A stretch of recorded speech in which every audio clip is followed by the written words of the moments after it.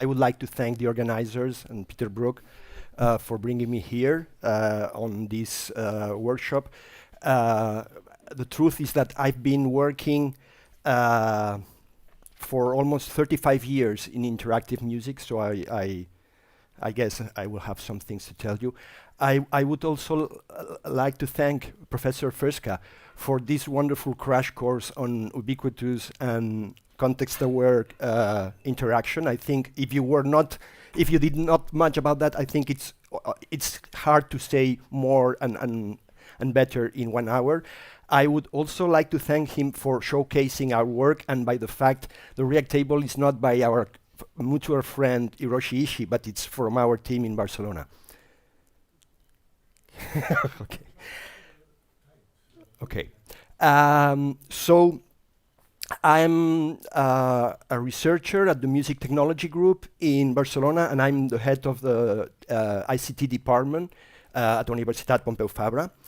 As I say, I have been working in interactive music technology for more than 35 years, so I guess this talk will be more wide than deep, but I hope it's not too shallow so that you can still get where we are, and I hope that I can give you a good impression that where we can go.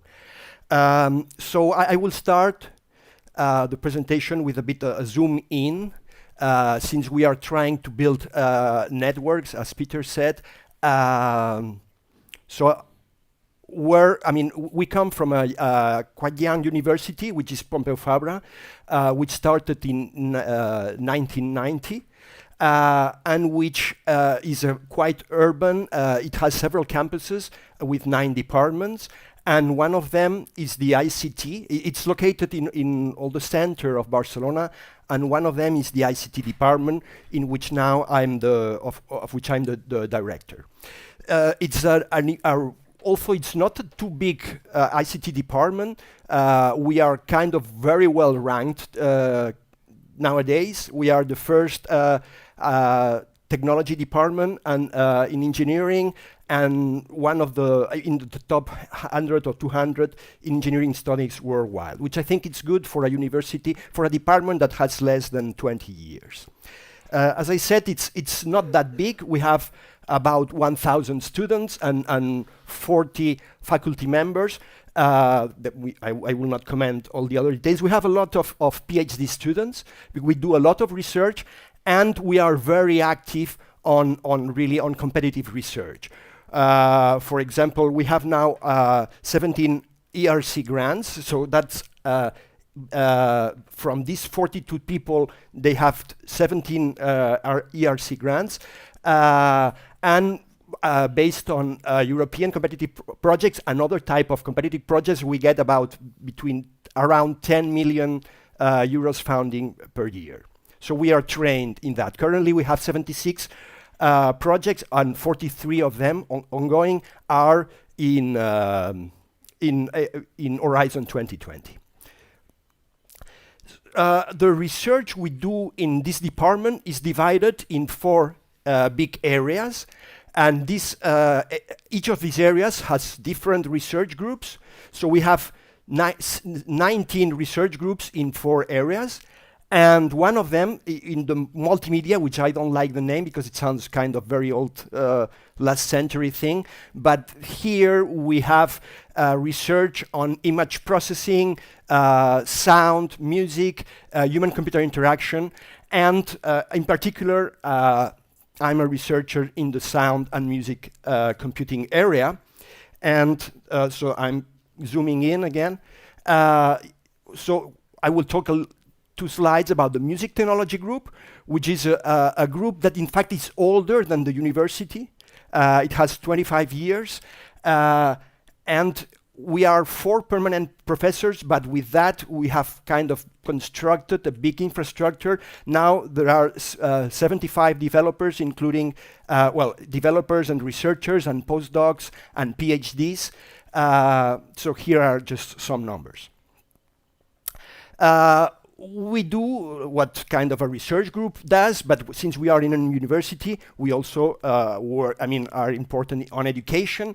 So of course we work on the undergrad courses, but we have also a master in sound and music computing and a PhD with many students or many PhDs being part of the group. We don't forget tech transfer. We think that research, we also do kind of a bit some basic research, but we kind of are conscious about our social impact of our research. So we do a lot of tech transfer, and on the other side, we do a lot of open science, which are two things that are not incompatible. So you can do technology transfer and on the other, and keep things open for the good of everyone.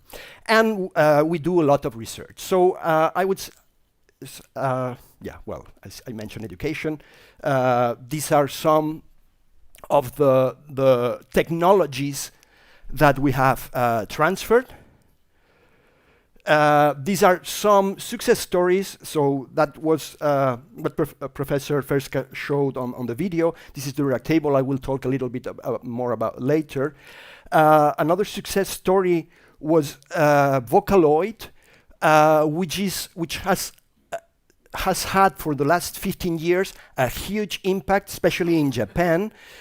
In Japan, there's Vocaloid is a singing voice synthesizer, and in Japan there's a virtual singer that moves millions of fans that doesn't exist, that makes concerts as a hologram, and that uses our singing software. So that has been done for the last 20 years in a collaboration between our group and Yamaha Japan. We have another nice story is Free Sound ORG, which is probably the biggest open database of sounds in the world. So with millions of sounds and hundreds of thousands of users, where people can upload, download sounds. We have many search facilities, and we have APIs that help bringing free sound to different contexts. These are some of the industrial partners we work with, or we have worked along the years. And as I said, we have quite an experience in IC calls.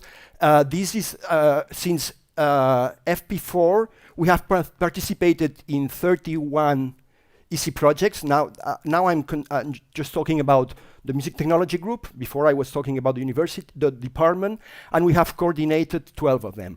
In this list from 2006, these are the projects that we have participated in.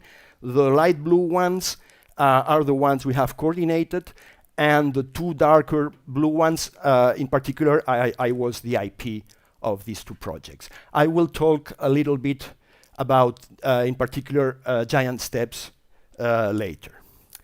So our research topics, they change, of course, with the times, but they could be classified along these 4 categories: signal processing, music information retrieval, interaction and musical interfaces, and computational musicology.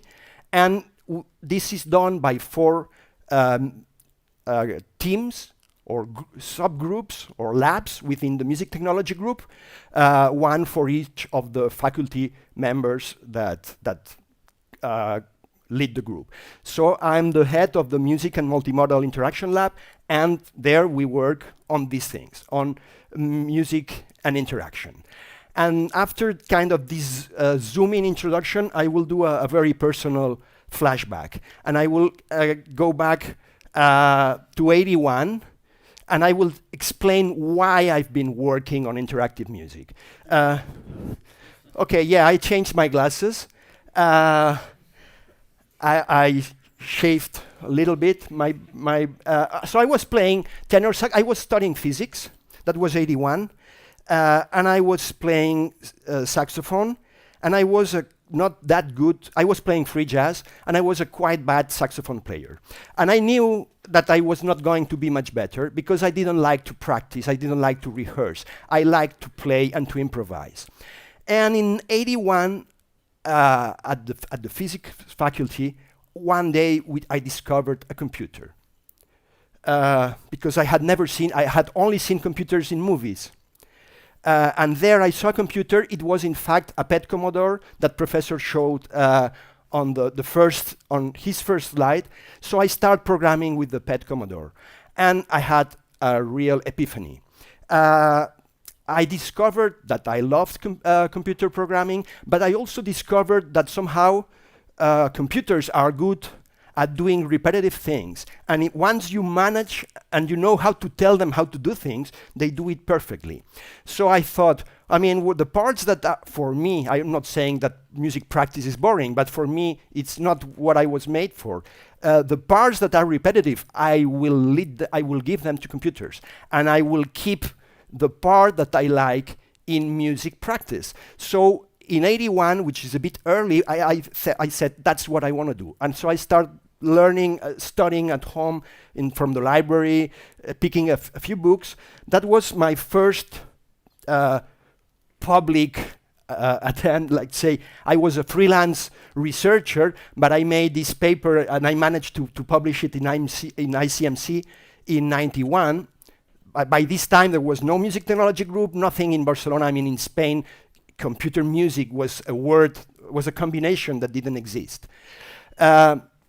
So this program, since I was improviser and I was playing with bands, with free jazz bands and with kind of free rock bands, so I made a software that could listen to two human players and that would respond to them.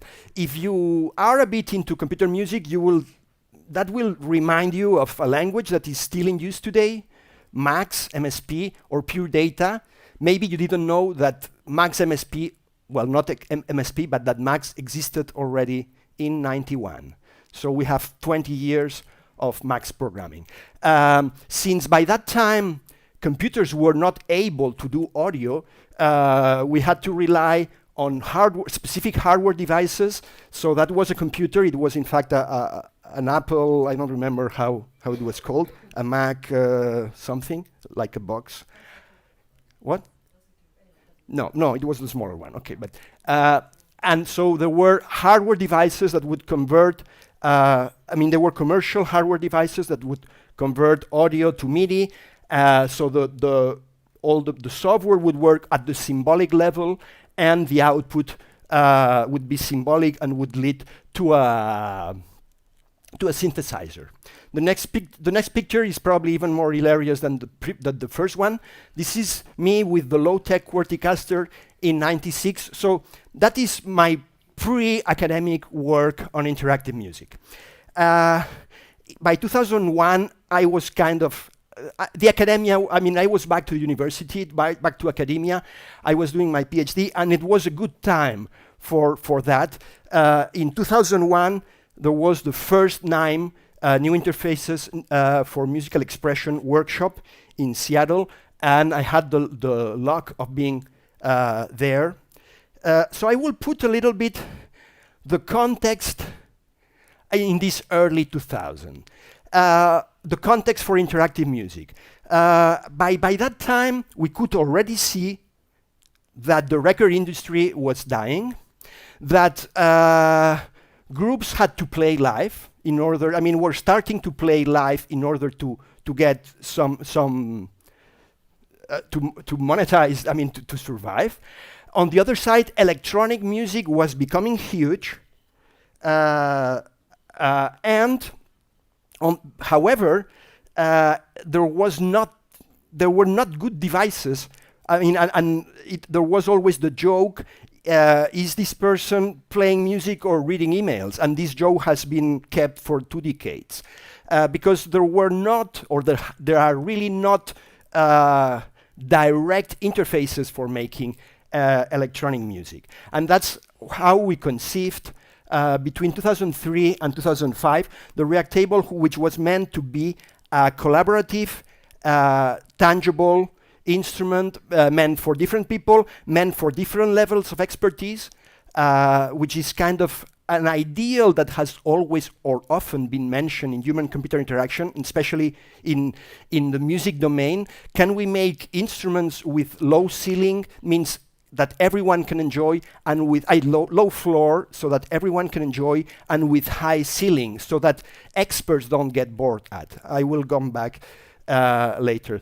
So experts start using it. I mean, we became quite popular when Björk started interacting or using a React table for her Volta tour during 2 years, starting in 2007. I will put another video from a board. What do I have to?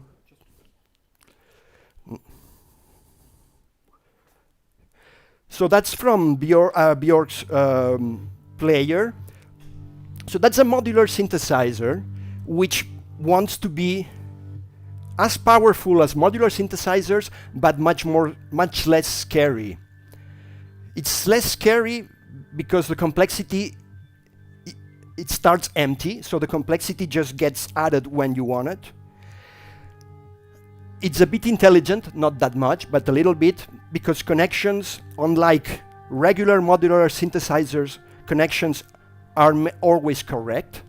Things connect on their proximity, and it was kind of a quite successful thing. I mean, after Björk started performing with it and showing with it, we had a period of time in which we were really quite popular. In fact, by that time, we won many awards, and I guess since that we are in Austria, you probably know what this Headless Nick is, which is we won a golden Nick, I think it was in 2007, for this work. I mean, in fact, it was so successful that we created a spin-off company, and we made tables for stand-up, I mean, fixed tables and portable tables. One was meant for musicians, DJs, artists, it's portable, and the other for museums and clubs. And I mean, there are many all over the world. There's one in Linz. And it showed that, in fact, it is sometimes possible to do this low floor, high ceiling thing. I don't have all the recipes, but sometimes it's possible. Now I will mix and I will explain when I will talk from the academy or that. I mean, that's a product from the company in which we brought the concept of reactable into tabletops. Into tablets. We had done it into mobile apps, but here we worked on the possibility of using tangible pucks to control a software on an iPad. I will show, I think it's a very nice video. So this is a recording of done on an iPad, and this video uses no presets. I mean, you will learn this music, you will know this music for sure.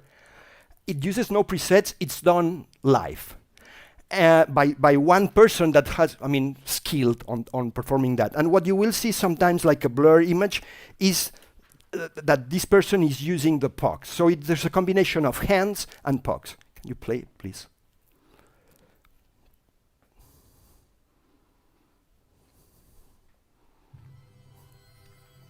So here you see all the modules that do different things, and all the complexity comes from the combination of connecting simple things, like a sequencer, a wave generator, a filter, a delay. So you see the finger, and now it's a puck controlling.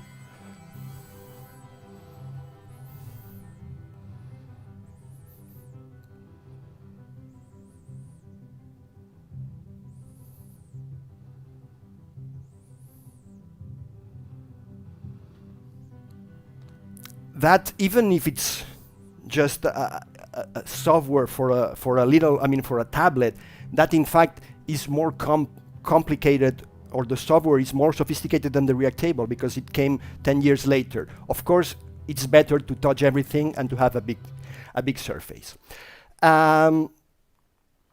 So now I will go back into research, and we are now in 2013, when we started a very interesting project, Giant Steps, in which Peter, that was by then at JKU, participated.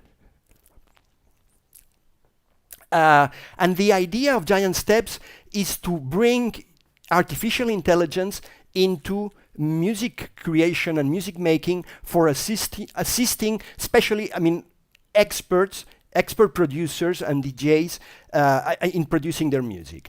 It was quite a pioneer work at this time, because also there was a long tradition of academic research and experimental art on computer music and algorithmic music. There was very little applied to the commercial world. And we are talking here about electronic dance music. And the consortium was also quite focused. We had Red Bull Music Academy, Native Instruments.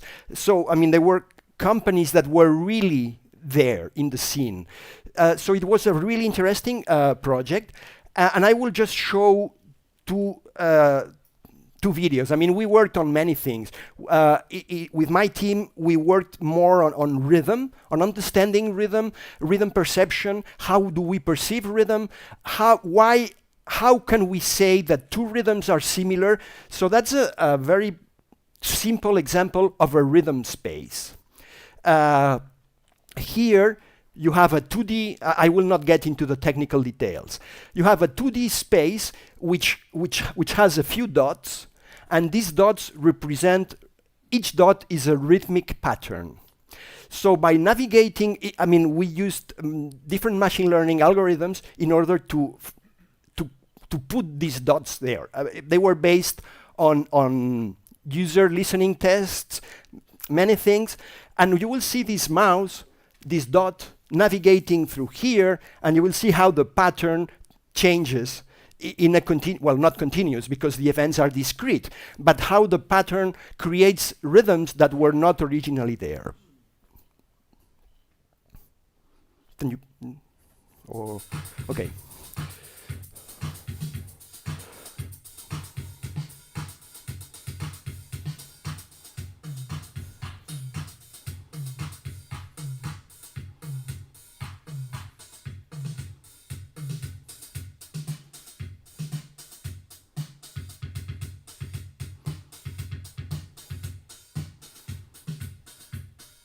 Okay, I guess you get the idea. The sound is not very good because we intentionally used kind of a basic general MIDI drum sounds in order to focus more on the kind of structural aspects and not on the timbral aspects. And here I will show a kind of a commercial application of that, which is a simplified application. What you will see in this video is an app for a mobile device, a smartphone app, in which users can create their own patterns, but change them without explicitly saying where I want. I want a bit of that. I want a bit more of hi-hat. So the app puts the hi-hat where it thinks it should be, based on where the other things are and on what the user kind of has asked for.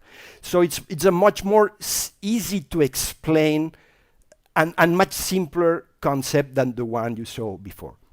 Yeah.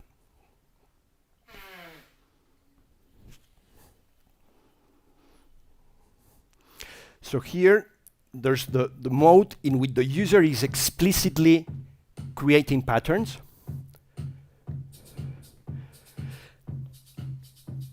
But here, with these sliders, the user can actively modify these patterns or tell the system to modify them.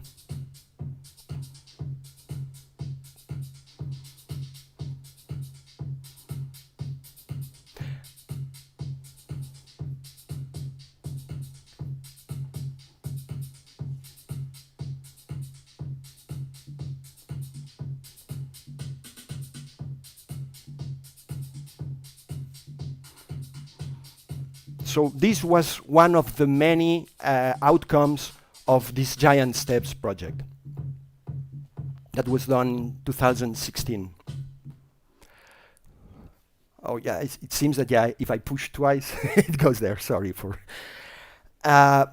So then I will more briefly talk about another project that we did in parallel. We started 1 year later, which was Rapid Mix. In Rapid Mix, we collaborated with Goldsmith and with IRCAM, with the team of Frédéric Bevilacqua, who should be here, but it seems that he will not be here today, no? No. And with companies, with the 7 European companies. And our goal there was to focus on bio and physiosensing. I think in the previous talk, we have seen a lot of the state of the art and applications in this domain. So we focused on bio and physiosensing with creative purposes.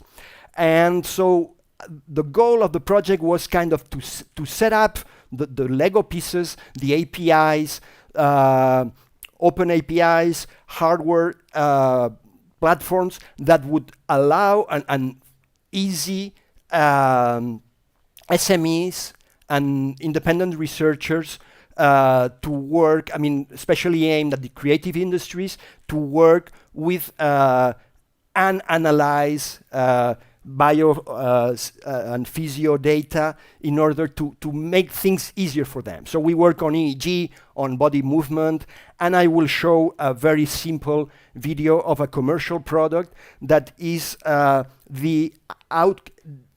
previous drum machine that you saw, but now controlled by movement.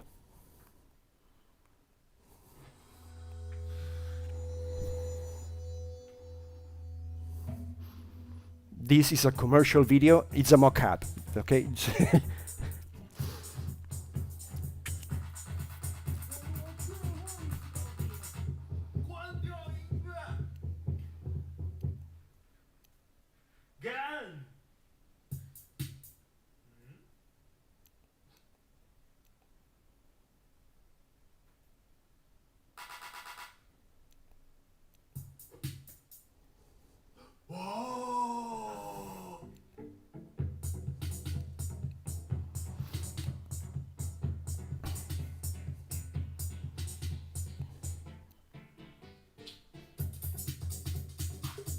Okay.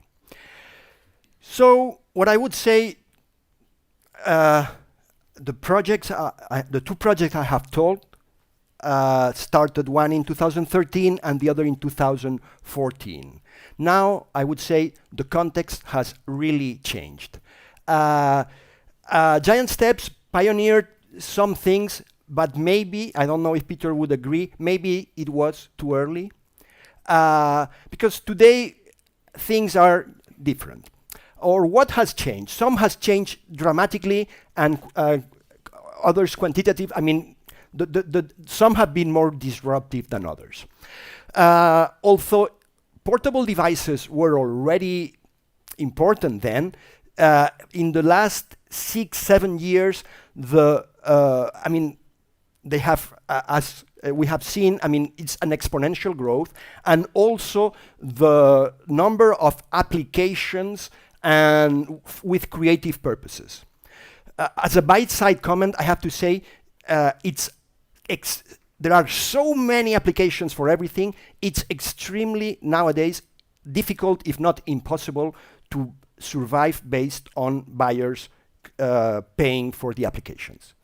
Other models have to be used because it's very hard with the immense amount of applications that that take birth every day.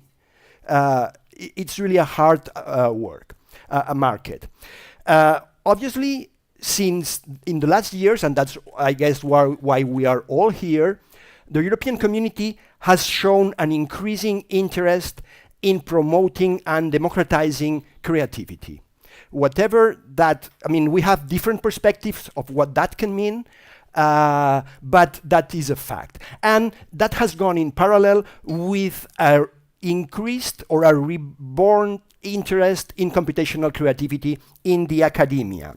I mean, computational creativity or artificial creativity applied to music, to images, existed since the 50s. It was big in the 50s and the 60s. It decreased. There have been different waves, and now we are on a big wave. And one of the reasons is a technical reason of something that already existed in the 60s, but that has exploded in the last 5 years, which is the deep learning explosion.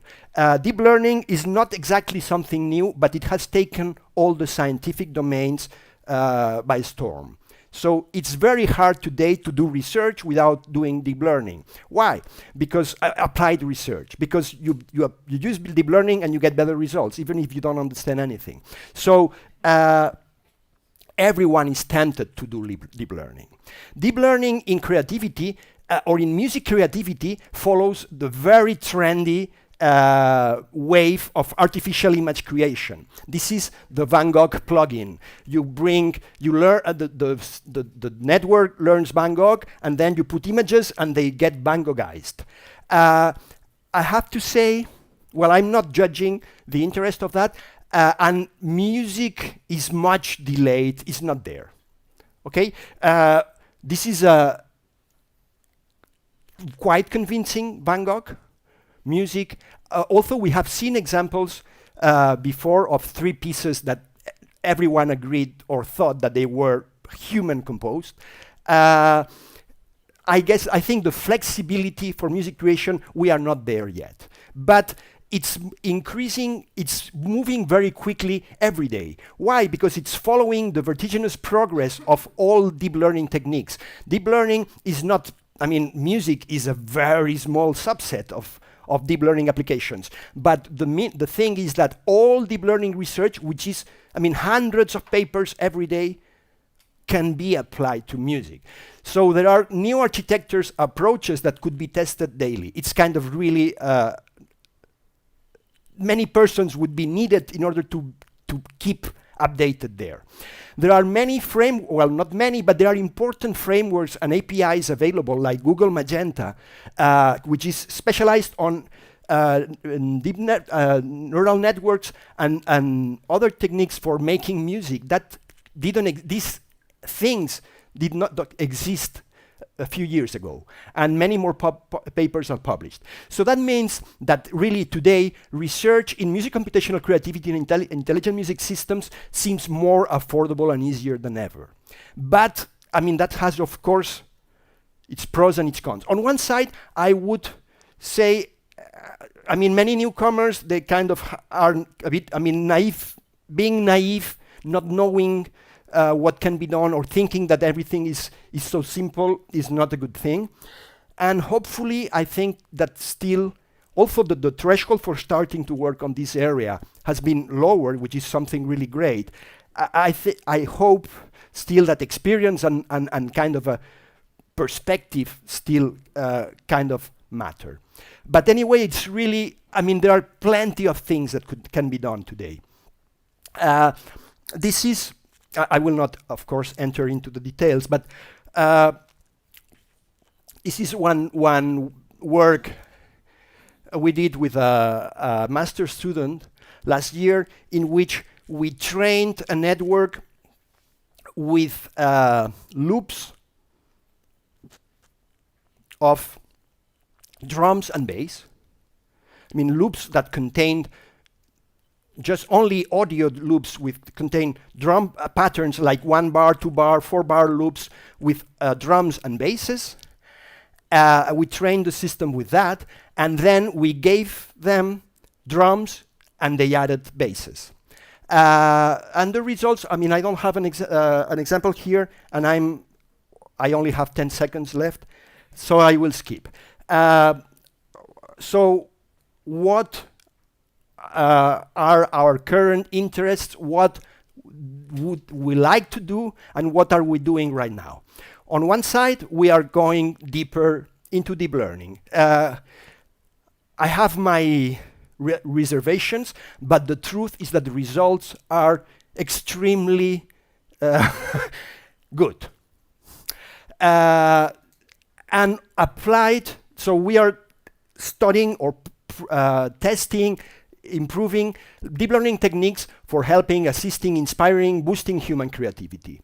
As we have mostly always done, aiming both at pros and at novices. Also, I think the approaches have to be different. One thing that is clear, we are not into automatic composition.